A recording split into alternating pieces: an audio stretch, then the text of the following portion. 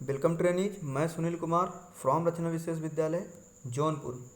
और आज हम चर्चा करेंगे डीएड SCHI सेमेस्टर 4 है और theory paper number 10 family community and hearing impaired child training trainees. इससे पहले हम आप लोगों को यूनिट 2.2 पढ़ा चुके हैं और आज हम डिस्कशन करेंगे, चर्चा करेंगे unit 2.3 issues related to geographical conditions and communication facilities.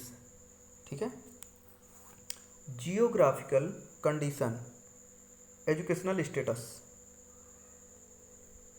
दिव्यांग बच्चों को आत्मनिर्भर बनाकर समाज की मुख्य धारा में जोड़ने के लिए देश में कई कार्यक्रम चलाए जा रहे हैं, लेकिन शिक्षा के क्षेत्र में दिव्यांग बच्चों की स्थिति बहुत अच्छी नहीं है। देश में सामान्य बच्चों की तुलना में दिव्यांग बच्चे शिक्षा से अधिक वंचित हैं। ठीक है। तो आप लोग यहाँ पर देख रहे हैं जो दिव्यांग बच्चे हैं उनको समाज की मुख्यधारा से जोड़ने के लिए काफ़ी परिश्रम किया जा रहा है। ठीक है। और काफ़ी योजनाएं चलाई जा रही हैं जिससे इन दिव्यांग बच्चों को समाज की मुख्य धारा से जोड़ा जाए और इन्हें इनको किसी प्रकार की कोई समस्या ना हो। जिस प्रकार सामान्य लोगों को आदर सम्मान मिलता है उसी प्रकार इन दिव्यांग बच्चों को, दिव्यांग भाई बहनों को भी आदर सम्मान मिले। ठीक है। लेकिन अगर बात करें कि शिक्षा की, तो शिक्षा में ये बच्चे पीछे हैं, जिसके वजह से इनको समाज की मुख्य धारा से जोड़ने में काफ़ी समस्या का सामना करना पड़ रहा है। जब तक इनको एक गुणवत्तापूर्ण शिक्षा नहीं मिलती है तब तक इनको समाज की मुख्य धारा से जोड़ने में थोड़ी बहुत दिक्कत होगी ही। इसीलिए इनको सबसे पहले एक अच्छी शिक्षा मिलनी चाहिए और वो समय पे नहीं मिल पा रही है, वो इनको नहीं मिल पा रही है।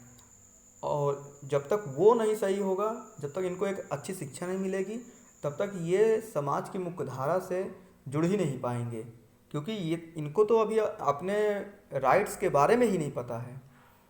कि जब इनको अपने बारे में पता हो जाएगा, ये सब कुछ जान जाएंगे, जागरूक हो जाएंगे, अवेयर हो जाएंगे, तो ये अपने आप समाज की मुख्य धारा से जुड़ने लगेंगे, अपने आप खुद प्रयास करने लगेंगे।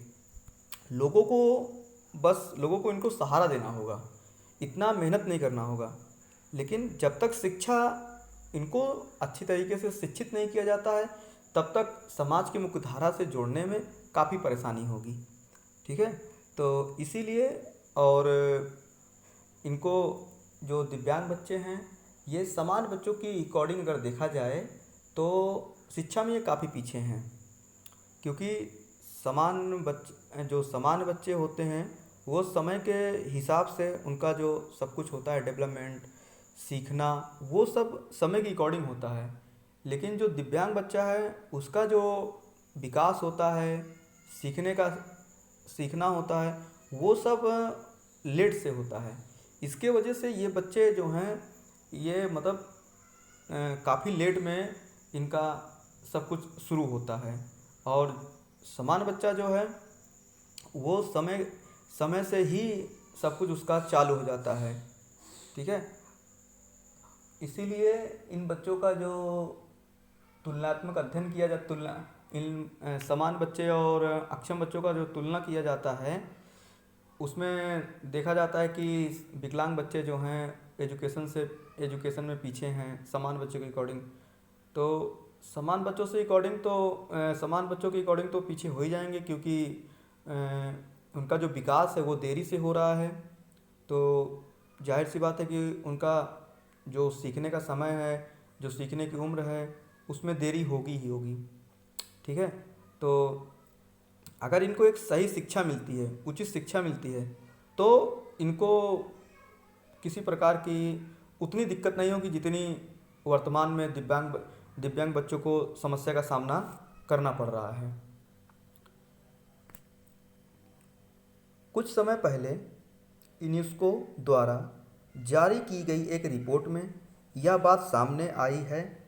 इसमें बताया गया है कि भारत में सामान्य बच्चों की तुलना में दिव्यांग बच्चे कम कम अनुपात में शिक्षा प्राप्त कर पाते हैं।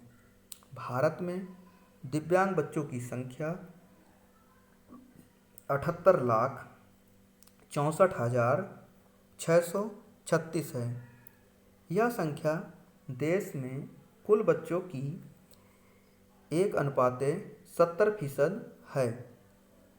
देश के कुल बच्चों में दिव्यांग लड़के 1:81%, जबकि 1:58% लड़कियां हैं।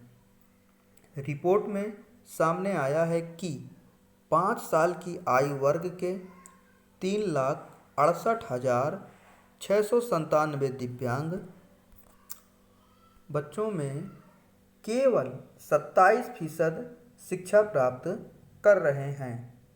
ठीक है, 72% बच्चे ऐसे हैं जिन्होंने कभी किसी शिक्षण संस्थान में प्रवेश नहीं लिया। 72 केवल 27% ही बच्चे जो शिक्षा प्राप्त कर रहे हैं और 72% बच्चे हैं वो शिक्षा से काफ़ी दूर हैं।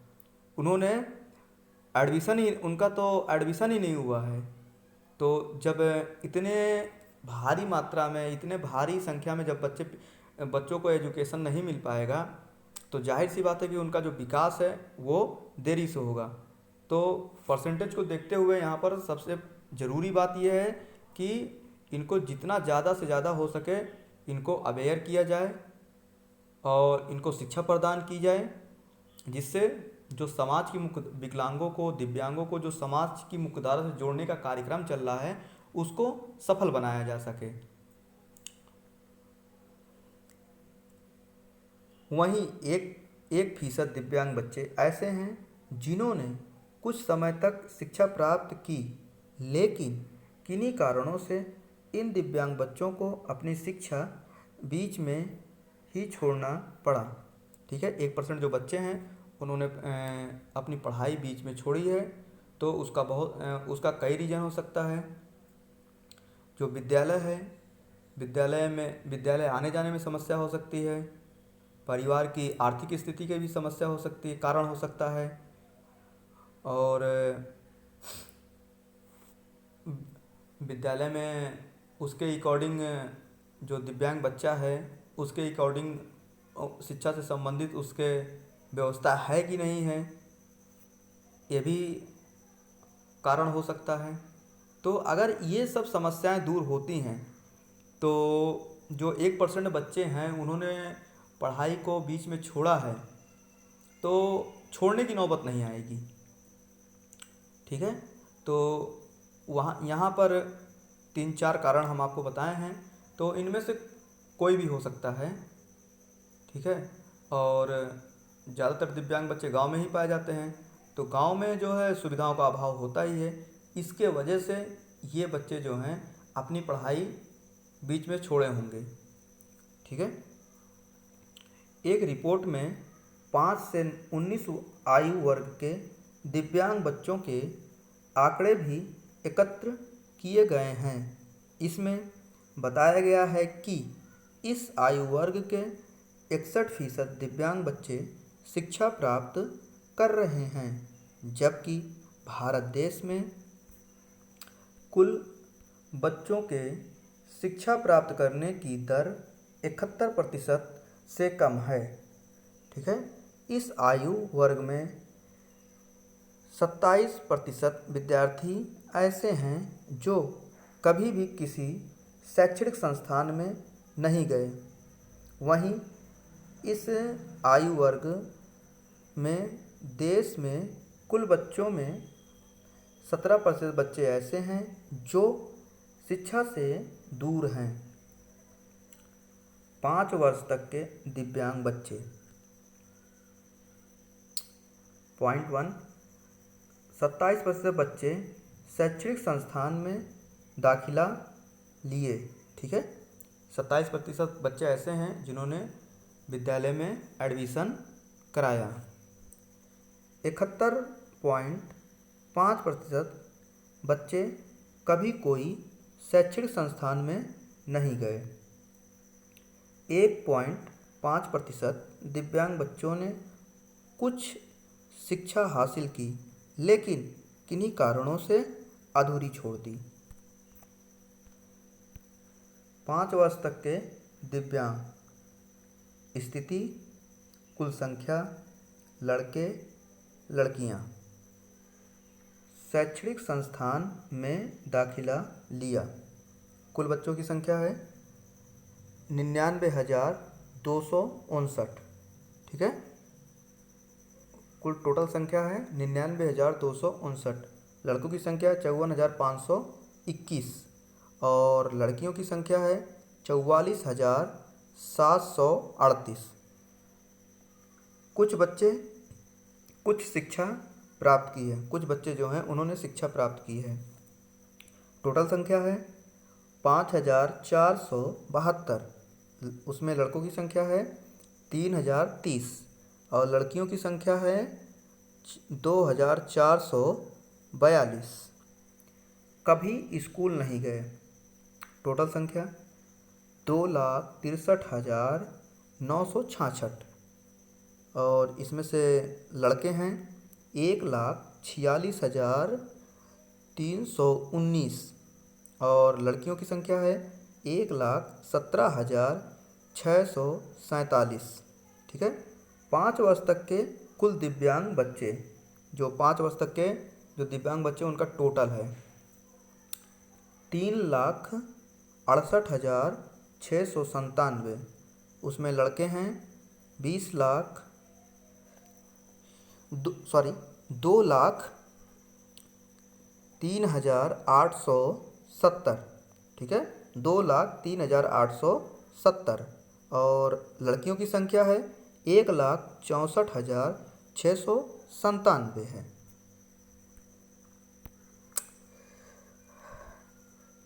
5 से 19 वर्ष तक के दिव्यांग बच्चे। 5 से 19 वर्ष तक के दिव्यांग बच्चे। ठीक है, शिक्षा प्राप्त करने वाले दिव्यांग बच्चे। स्थिति, कुल संख्या, लड़के लड़कियां। दिव्यांग बच्चे 61.18% टोटल है और लड़के 61.75% और लड़कियां हैं 60.45%। कुल छात्र संख्या है, कुल छात्र 70.97 लड़कों की है, 72.26 लड़कियां हैं, 69.55। शिक्षा अधूरी छोड़ी। स्थिति कुल संख्या, लड़के लड़कियां। दिव्यांग बच्चे हैं 12.14 टोटल है। इसमें लड़के हैं 12.34 और लड़कियां हैं 11.89।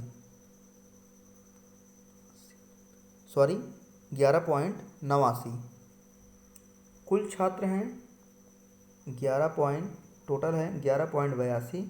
लड़के हैं 11.70 और लड़कियां हैं 11.96%। शिक्षा न प्राप्त करने वाले दिव्यांग बच्चे। ठीक है, स्थिति, कुल संख्या, लड़के लड़कियां। दिव्यांग बच्चे कुल संख्या है 26.68 और इसमें से लड़के हैं 25.92% और लड़कियां हैं 27.66%। कुल छात्र हैं 17.21%। उसमें से लड़के हैं 16.04% और लड़कियां हैं 18.93%। 49%। ट्रेनिज ये दिव्यांग बच्चों की शैक्षणिक स्थिति है, ठीक है, जो ग्राफ के माध्यम से हम आप लोगों को बता रहे हैं फिगर बना के, ठीक है। High school, middle, primary, graduate, ठीक है ना।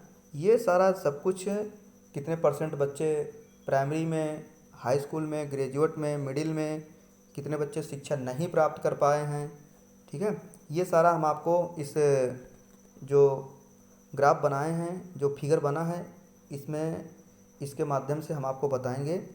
और ये जो दिव्यांगों की शैक्षणिक स्थिति का जो आपको फिगर दिख रहा है, ये जनगणना 2011 जब हुई थी उस समय किया गया था, उस समय का डाटा है ये, ठीक है। तो आप लोग देख लीजिए, जो 8.9% है, ठीक है। प्राइमरी से शुरू करते हैं, सॉरी, 13% बच्चे जो हैं प्राइमरी पर मिडिल से कम, प्राइमरी तक तो शिक्षा पा लिए हैं लेकिन मिडिल तक नहीं पहुंच पाए हैं, ठीक है। और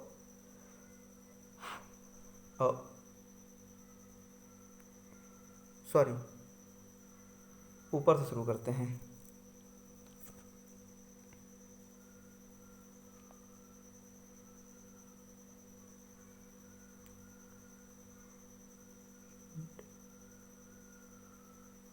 आप देख लीजिए, फिर से बता देते हैं। जो 13% बच्चे हैं वो प्राइमरी तो कर चुके हैं लेकिन मिडिल से कम हैं।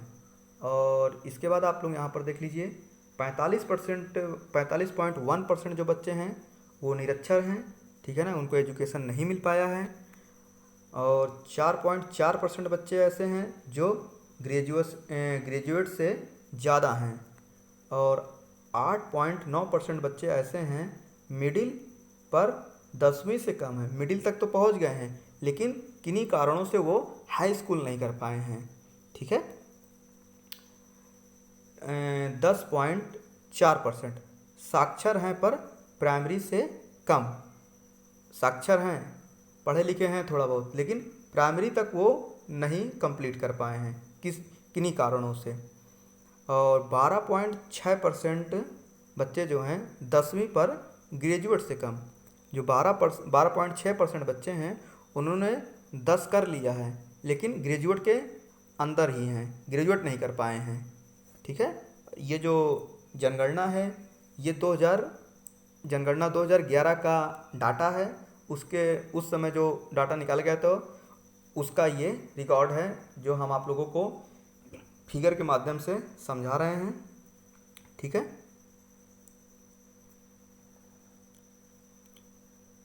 सामाजिक विभिन्नता, ठीक है, अभी एजुकेशनल स्टेटस था और अगला है सामाजिक विभिन्नता। दिव्यांग बच्चों के प्रति समाज में फैली विभिन्न प्रकार की सोच में सुधार की आवश्यकता है। दिव्यांग बच्चों को समाज की कुरीतियों, अंधविश्वासों से दूर रखा जाए। पास पड़ोस के लोगों में जो दिव्यांगों के प्रति सोच है उसमें सुधार लाना आवश्यक है। दिव्यांग बच्चों के लिए एक उचित सामाजिक वातावरण तैयार करने की आवश्यकता है, क्योंकि जब तक समाज के लोगों में दिव्यांगता को लेकर नकारात्मक सोच बनी रहेगी तब तक उनका उचित विकास, उचित रूप से सामाजिकरण नहीं किया जा सकता है। सामाजिक विभिन्नता को दूर करने के लिए उचित शिक्षा व्यवस्था की ज़रूरत होती है, जिससे दिव्यांग बच्चों का उचित विकास करके समाज के लोगों में फैली विभिन्नता को दूर किया जा सके। उनके माता पिता को उनकी शिक्षा के विषय में उचित परामर्श प्रदान करना चाहिए ताकि समाज के लोग दिव्यांग बच्चों का उपहास ना करें।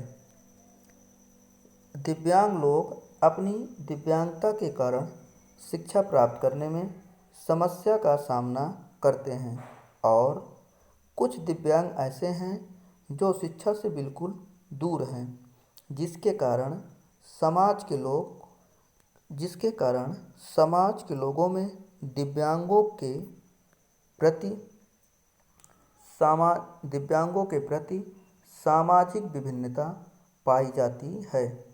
इसी विभिन्नता के कारण दिव्यांग बच्चे समाज से अपने आप को अलग समझने लगते हैं। समाज के प्रत्येक सदस्य को दिव्यांग लोगों के साथ उचित व्यवहार करना चाहिए, जिससे दिव्यांग बच्चों में हीन भावना का विकास ना हो पाए। समाज के लोगों को दिव्यांगों के साथ मिलकर सामाजिक अंतःक्रिया करना चाहिए, जिससे दिव्यांग लोग समाज में अपनी सहभागिता प्रदान करते हुए समाज का एक अभिन्न अंग बन सकें। आर्थिक समस्या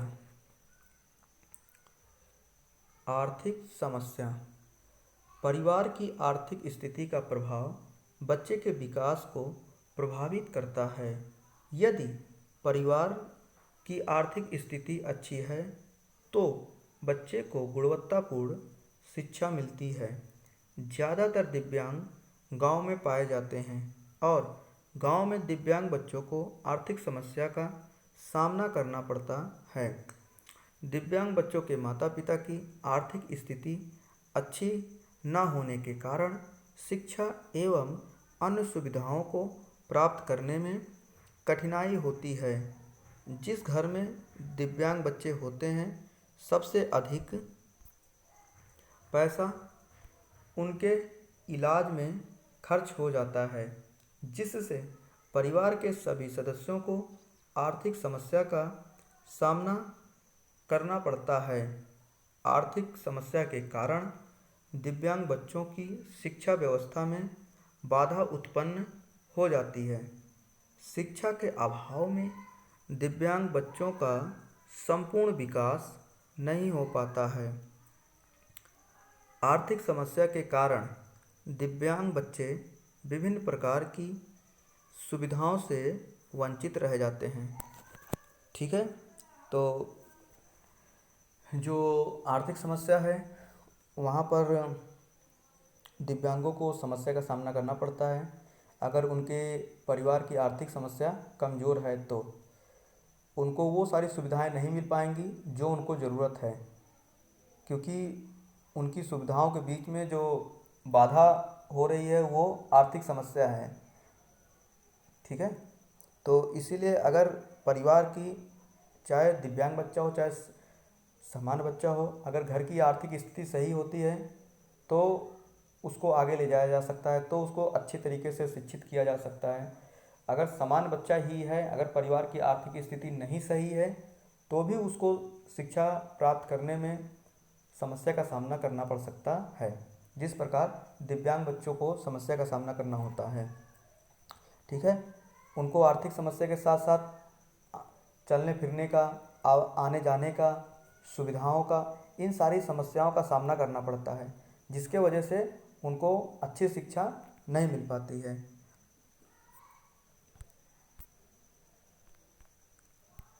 व्यवसायिक विभिन्नता। प्रत्येक व्यक्ति की मुख्य पहचान उसके व्यवसाय से होती है। विभिन्न प्रकार के व्यवसाय के लिए दिव्यांग लोगों को व्यावसायिक प्रशिक्षण दिया जाता है, जिससे दिव्यांग लोग अपनी जीविका उपार्जन अच्छी तरह से कर सकें। व्यवसाय के माध्यम से दिव्यांग लोगों को समाज के उत्पादक सदस्य के रूप में स्थापित करना है। दिव्यांगों को सरकार की तरफ से व्यवसाय के लिए छूट मिलती है, जिससे दिव्यांग लोग विभिन्न प्रकार का व्यवसाय कर सकें, क्योंकि सभी बच्चों में विभिन्न प्रकार के कौशल पाए जाते हैं। इन्हीं कौशल को ध्यान में रखकर दिव्यांगों को प्रशिक्षित किया जाता है। दिव्यांग बच्चों में सामान्य बच्चों की अपेक्षा कार्य करने की क्षमता का अभाव पाया जाता है। व्यवसाय के माध्यम से निःशक्त लोग समाज के उत्पादक व्यक्ति के रूप में सामान्य व्यक्तियों की तरह स्वतंत्र जीवन यापन कर सकें। कम्युनिकेशन फैसिलिटीज़, ठीक है, कम्युनिकेशन फैसिलिटीज़। श्रवण बाधित बच्चों की सबसे बड़ी समस्या संप्रेषण की समस्या है। श्रवण बाधित बच्चे उस स्थान पर अपने आप को असहज महसूस करते हैं जहां संप्रेषण से संबंधित समस्या पाई जाती है। वह अध्यापक जिनके द्वारा इन बच्चों को शिक्षित किया जाता है उन्हें भी संप्रेषण संबंधी समस्या का सामना करना पड़ता है और ये अध्यापक ही इन बच्चों को सिखाते हैं कि अपने इस साथी समूह तथा समाज के दूसरे लोगों के साथ किस प्रकार संप्रेषण किया जाता है। श्रवण बाधित बच्चों को भली प्रकार से शिक्षित करने के लिए कुछ विशेष सुविधाएं अपनाने चाहिए। ये सुविधाएं निम्नलिखित हैं: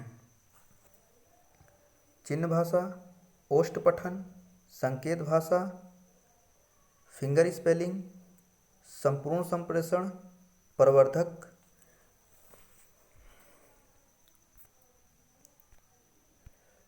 चिन्ह भाषा बधिरों और ऊंचा सुनने वाले बच्चों के लिए चिन्ह भाषा का प्रयोग किया जाता है। यह भाषा सामान्य भावों को समझाने के लिए हाव भाव की एक प्रणाली है। चिन्ह भाषा में शब्दों वर्णों के लिए चिन्ह बने रहते हैं। अब विशेषज्ञ द्वारा चिन्ह भाषा को प्रमाणित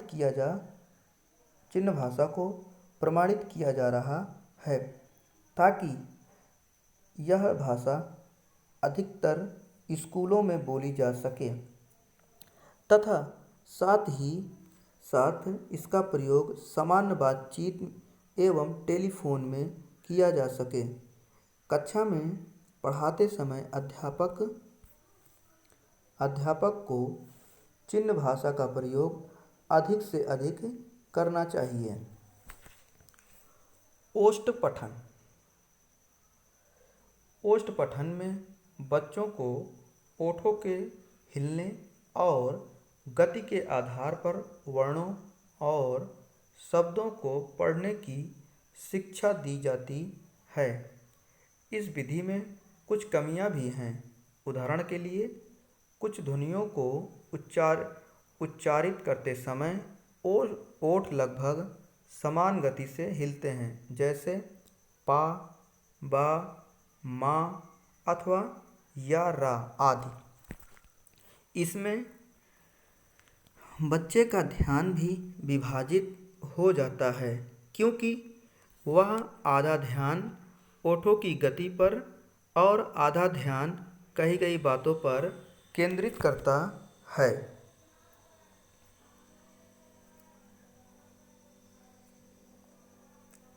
संकेत भाषा। संकेत भाषा में ओठों को पढ़ने के साथ साथ हाथ से मुंह के पास ही संकेत दिए जाते हैं। ये संकेत उसी भाषा के होते हैं जिसमें बोला जाता है।